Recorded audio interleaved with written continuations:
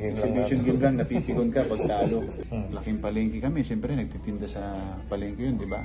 At nung nagbibiya ako, sabi ko sa kanya, Ma, huwag ka nang magtitinda sa sa palengke. Andun yung takot. Yes, siyempre, hindi mo alam kung makakauwi ka ng okay o hindi. Umiiyak ako, kala ko hindi na makakabalik. After the bath, alcohol lang ha.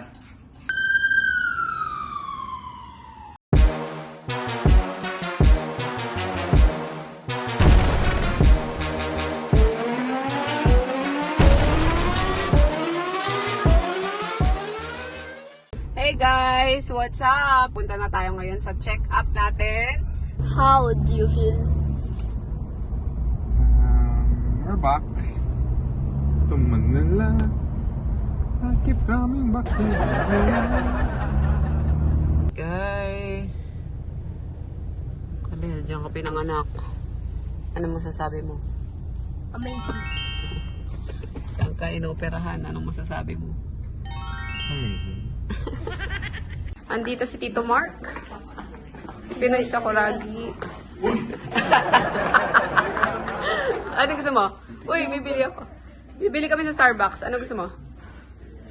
Kailangan ako pati.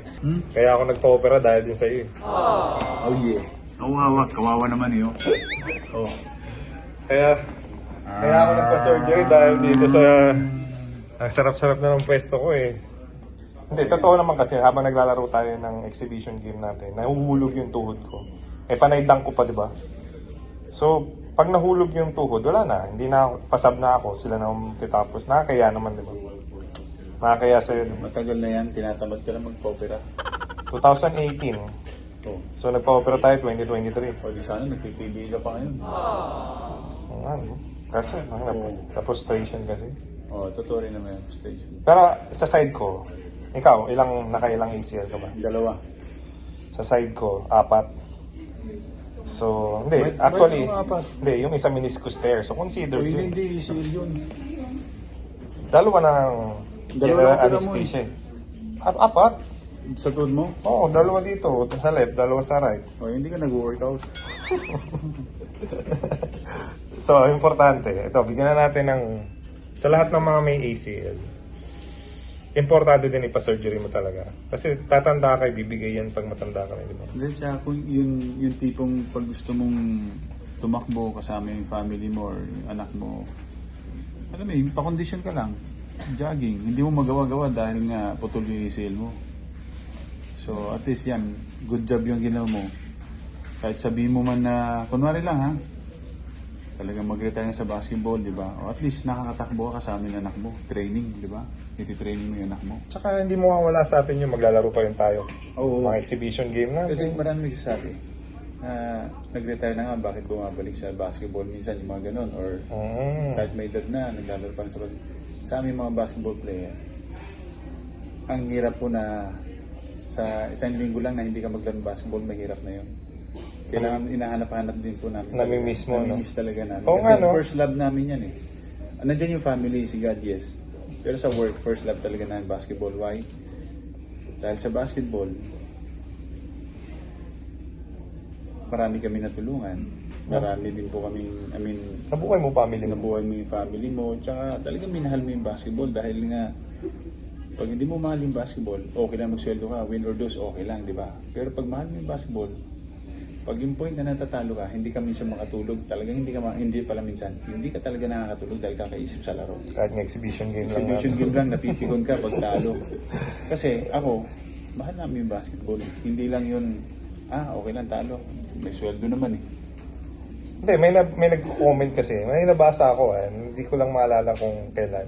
Sabi, bakit naglalaro pa kayo? Paubayan nyo na sa mas bata. Sa side natin, siyempre gusto natin maglaro pa rin. Kailangan ipakita pa rin natin na kahit may edad tayo, kaya pa rin. But yung mga bata, hindi naman ibig sabihin na ibibigay mo sa kanila. Dapat yung mga bata, paghihirapan nila yan. Para matutunan din nila. Hindi madali yung basketball, hindi madali makapasok sa pro. Diba?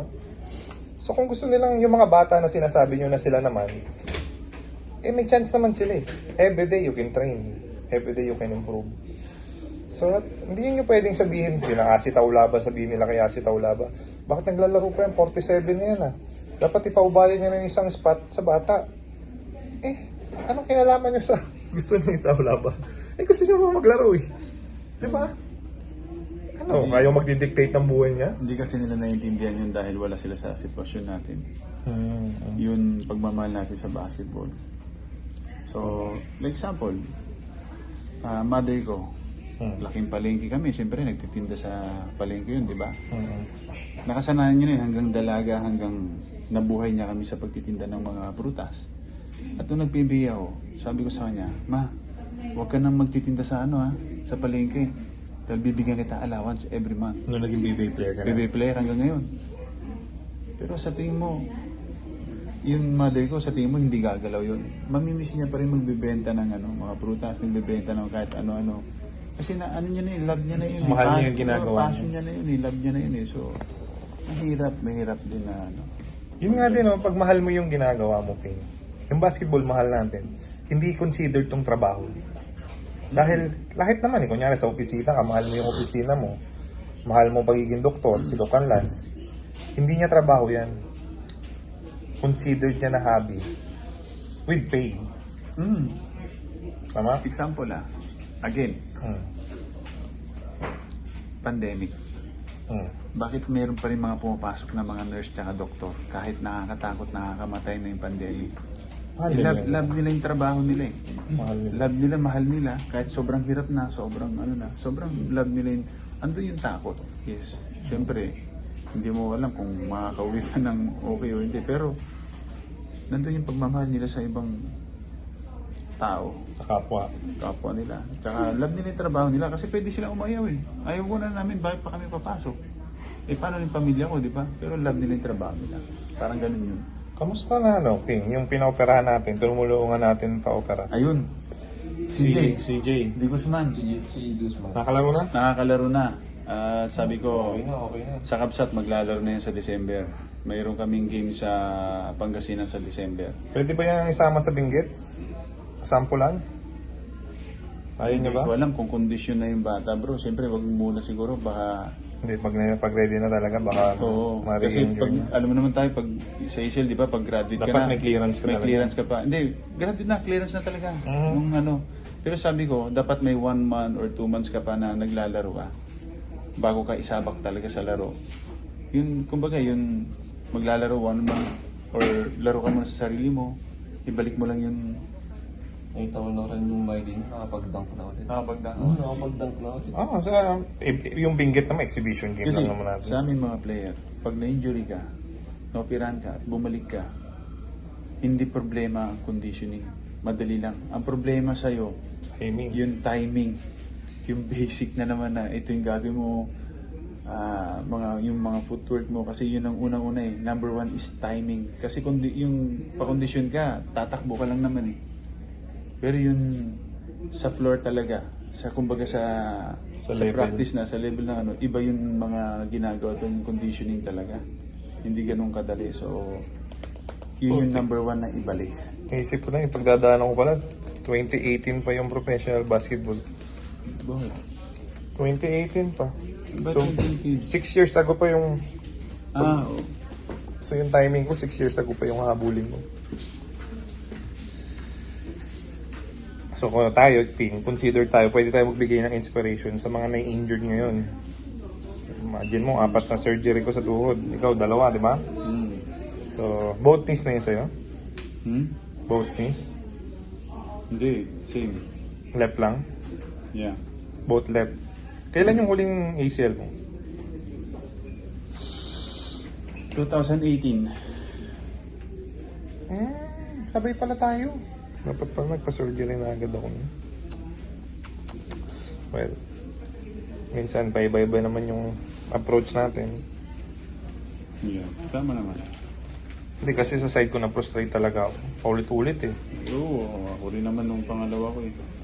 Hindi madali naman yun. Parang ginib up ko na yung basketball. Unang isil ko nga dati, puto, umiiyak ako, kala ko hindi na makakabalik. Ang puhunan lang doon is Amazing kuya, amazing. Amazing!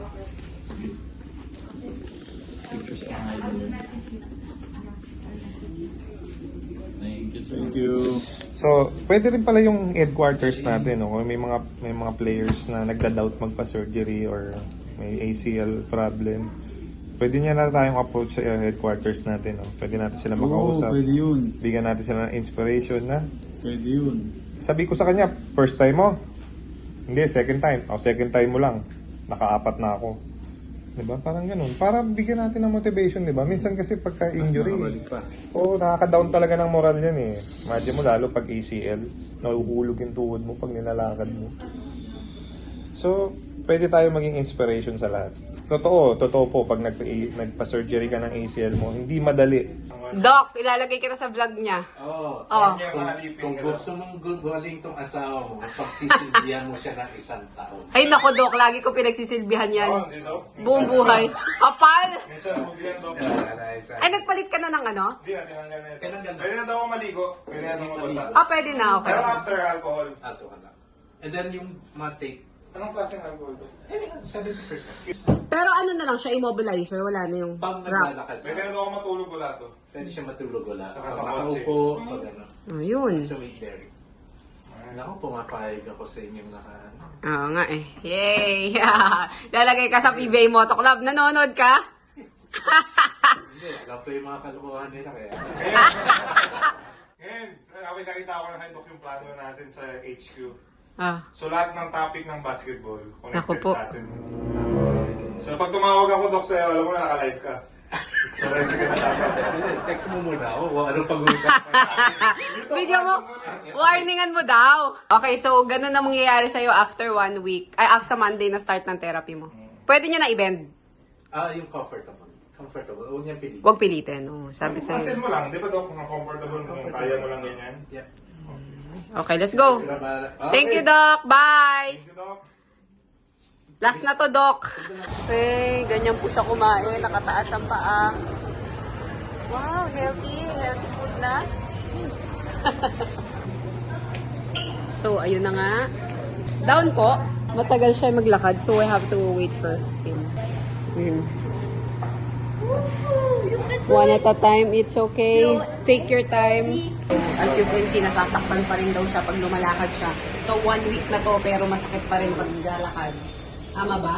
Wheelchair, please. Wheelchair now. Kasi I told you na mag-wheelchair, ayaw niya. Pero dapat naman kasi hindi, no? Para masanay na mag-walk-walk daw. Ganun talaga, tiis-tiis. Para mag-move din yung mga tissue at muscle niya dyan.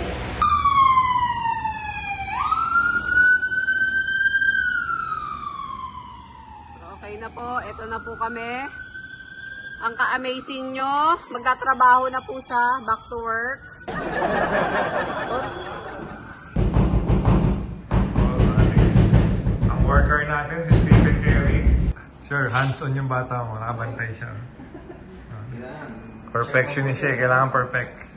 Like this. Tingnan mo, oh.